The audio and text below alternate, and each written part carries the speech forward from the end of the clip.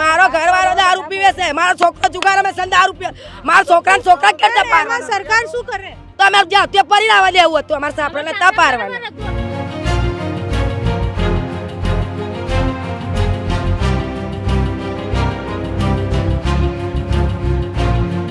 આ બચ્ચા લઈને ક્યાં જવાનું? આવી ગરમીમાં કેવી રીતે રહેવાનું? તમે રહી શકો છો? બોલો. કોઈ સગવડ અમને આપી નથી, કોઈને ઘર બહાર નથી આપ્યા ને એમને એમ પાડ્યા કરે છે.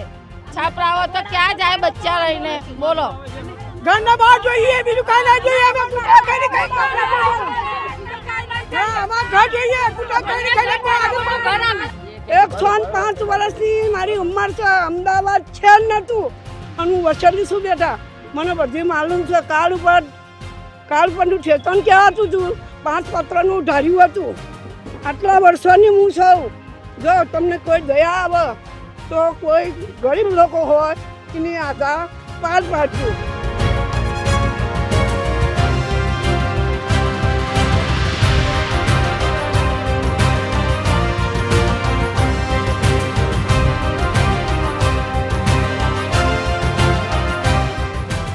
ઘરના ભાડા સુધી આપ્યું છે મોદીને.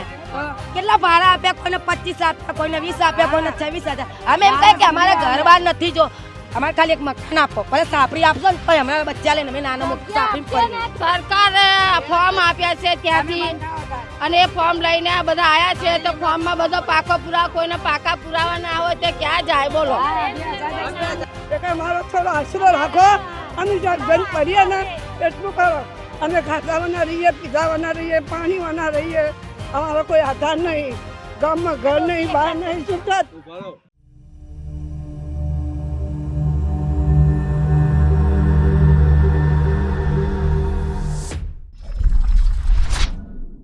આજે વહેલી સવાર ઘણા બધા લોકો પોતાના કામ ધંધે જતા રહ્યા હશે. ઘણા બધા લોકોના જીવનમાં એકદમ સામાન્ય સવાર હશે, પણ ચંડોળા અને એની આસપાસમાં વહેલી સવારથી જ ડિમોલિશનની કામગીરી શરૂ થઈ ગઈ છે.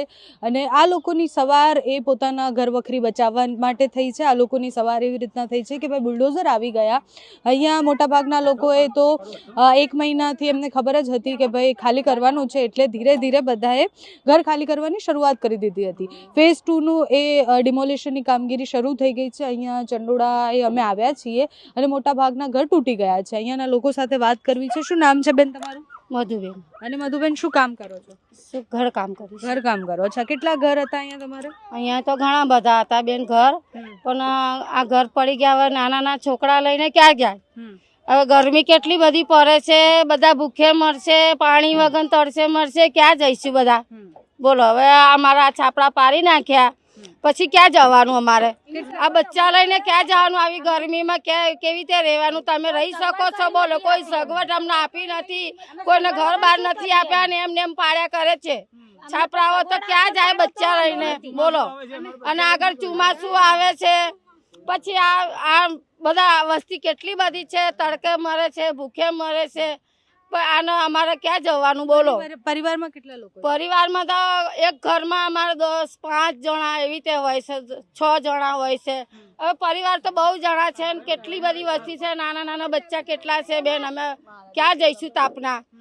તો ક્યાં જાય? કોઈ સગવડ નથી. પણ આ તો સરકારની જમીન હતી ને, તો સરકારી જમીન તો બધાને એમને એમ જ આપેલા છે કે આ નદી પાર વાળાને બધાને એમને એમ આપેલા છે. તો અહીંયા કેમ નથી આપતા મકાનો? એ અમાર જવાબ લેવાનો છે. ભરવાના કે છે મે 3 લાખ રૂપિયા હોય નહીં ક્યાંય ભરે. અમાર 3 લાખ ભરવા. આ ફોર્મ ભરવે કાય છે, ફોર્મ આપ્યા છે. 3 લાખ ભરાવ્યા. સરકારે ફોર્મ આપ્યા છે ત્યાંથી, અને એ ફોર્મ લઈને આ બધા આયા છે. તો ફોર્મમાં બધો પાકો પુરાવા, કોઈને પાકા પુરાવા ના હોય તો ક્યાં જાય? બોલો. અમારા જો 2010 નો પુરાવો નથી. ક્યાં ચલા? જે પુરાવો છે અમે આપીએ છે કે અમારા જે પુરાવો છે એના પર કઈ મકાન હાલો. 2010 નો પુરાવો માંગે છે એને ક્યાંથી લાવે? મોદી તરફથી બધાને મકાન મળ્યા છે. ઘરના ભાડા સુધી આપ્યું છે મોદીને. કેટલા ભાડા આપ્યા? કોઈને 25 આપ્યા, કોઈને 20 આપ્યા, કોઈને 26 આપ્યા. અમે એમ કહે કે અમારે ઘર બાર નથી, જો અમારે ખાલી એક મકાન આપો, ભલે સાપરી આપશો ને તો અમારા બચ્ચા લઈને અમે નાના મોટા સાપરી કરીએ. અમારે કશું બીજું નથી. જો અમારા નાના નાના બચ્ચા લઈને બારિશ કા ટાઈમ આવી છે, કઈ જવાનું? પણ એ તો દબાણની જગ્યા હોય તો તમે ઘર બનાવ્યા હોય તો પહેલેથી અમારા જોડે પહેલાની ઘર પહોંચો છે અને એમને એમ પહોંચે આપતા વખત એમ બી કીધેલું છે કે તમને આ પહોંચ ઉપર તમને મકાન મળશે. અચ્છા, કોને કીધું છે? આઈને ગયેલા પહેલા બહુ પહેલાની પહોંચો મારા જોડે તમે કહેતા હોય તો હું અત્યારે બી હાલ આવીને બતાવું મારા જોડે તારા હાલમાં પહોંચો છે. શું વાયદા કર્યા હતા તમને? શું વાયદા કરે એમ કે અમને કે તમને મકાન મળશે, નાનું મોટું બી તમને આશરો આપીશું અમે. અમે નહીં રાખીએ કે બધા જેવા તમને ભાડાએ આપીશું અને મકાને આપીશું, કોઈ હોશિયાર નહીં રાખીએ કે અમારે એમ કહેતું. મોદી તમારી પાસે બધા પ્રૂફ છે? બધા મારા જોડે આજકાલથી મારી છોકરી 25 વર્ષની છે, એના પહેલાના મારા જોડે પુરાવા છે. મારી છોકરી 25 વર્ષ પહેલાની છે, એના પહેલાના મારા જોડે પુરાવા છે. અમારા નાના છોકરા આ મારા છોકરાના છોકરા છે. આ છોકરાના છોકરા ક્યાં લઈને જવાના? મારે છોકરાના છોકરા લઈને મારે ક્યાં જવાના? મારો ઘરવાળો દારૂ રહ્યો છે, મારો છોકરો દારૂ પીવે છે. આ છોકરાની મારા છોકરાના છોકરા 4 છે, મારો ઘરવાળો દારૂ પીવે છે, મારો છોકરો જુગાર અમે દારૂ પીવે. મારા છોકરાના છોકરા કેટલા પારવાના? સરકાર શું કરે? તો અમે તે પરી લાવવા દેવું હતું. અમારા સાપડા નતા પારવાના, અમારા સાપડા નતા પારવાના. અમે પરી રહ્યા હતા બરાબર હતા. અમે નહીં કીધું કે અમને પાકું મકાન આપો. અમારા ઘરવાળા પેન્ડલ આખા દિવસમાં પેન્ડલ ખેંચે, દુકાન આગળ બેસી રહે. અમારે મકાન નહીં આલતા મારું કહેવાનું એક જ છે કે અમે 200 અમારા છોકરાઓ 200 રૂપિયા ફેરો કરીને આવે ને તો અમે ખાવા ભગતા થઈએ, બાકી નહીં ખાઈએ. આ સિવાય અમે ખાતા નતા. એક પેન્ડલ ઘરના બહાર જોઈએ, બીજું કઈ ના જોઈએ.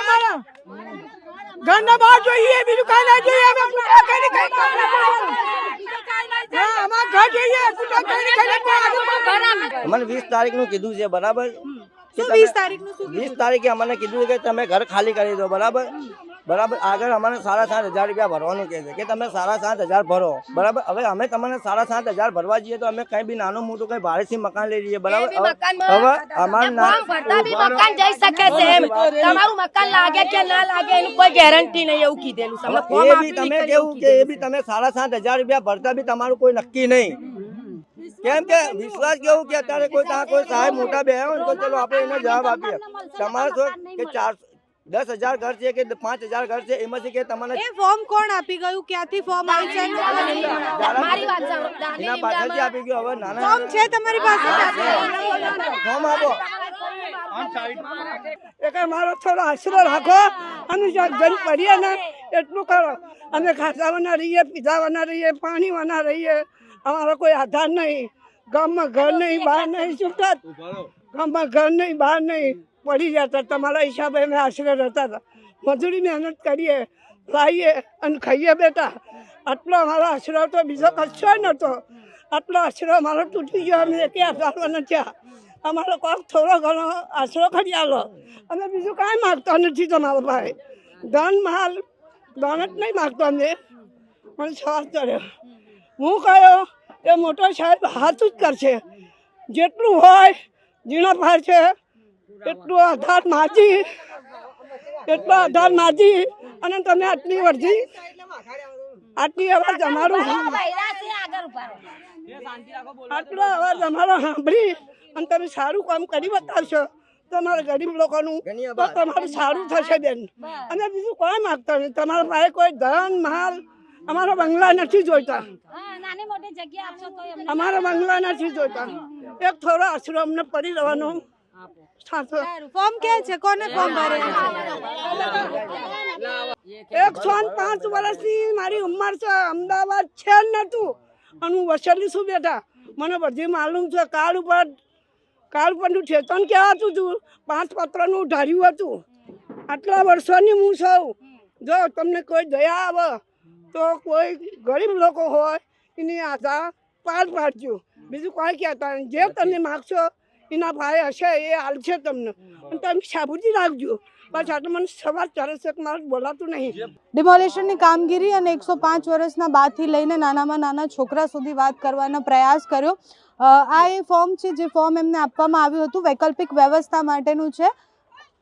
અને એ વૈકલ્પિક વ્યવસ્થા ખાસ નોંધ એવી છે કે વૈકલ્પિક વ્યવસ્થા માટે આવાસોના બાંધકામની કામગીરી પ્રગતિ હેઠળ છે, જે પૂર્ણ થયેલી અમદાવાદ મ્યુનિસિપલ કોર્પોરેશન દ્વારા નક્કી કર્યા મુજબ જગ્યાએ કોમ્પ્યુટરાઇઝ ડ્રો કરી અને આવાસ ફાળવવામાં આવશે. ડ્રોમાં આવાસ ફાળવવાથી લઈને અમદાવાદ મ્યુનિસિપલ કોર્પોરેશન નક્કી કરે તે મુજબ નાણાં જમા કરાવી, એટલે આવાસની જે કામગીરી હોય છે એમને વૈકલ્પિક વ્યવસ્થા કરવાની, ડ્રો પ્રમાણે કરવાની છે. લોકોને પૈસા ભરવાના હતા 7,000 જેવા, હા 7,500 જે ફોર્મ ભરીને આપવાનું હોય અને પછી એ લોકોને આવાસ યોજના હેઠળ જો ઘર લાગે છે તો એમને વૈકલ્પિક વ્યવસ્થા આપવામાં આવે. એટલે અત્યારે બધા એ આશામાં હતા કે એમને વૈકલ્પિક વ્યવસ્થા મળશે, પણ અત્યારે એમના ઘર તોડી દેવામાં આવ્યા છે. વૈકલ્પિક વ્યવસ્થા મળી નથી. મોટાભાગના લોકોએ આ ફોર્મ ભરી દીધા છે, બધાએ ફોર્મ ભરી દીધા છે. હવે એમને આશા છે કે એમને વૈકલ્પિક વ્યવસ્થા મળે.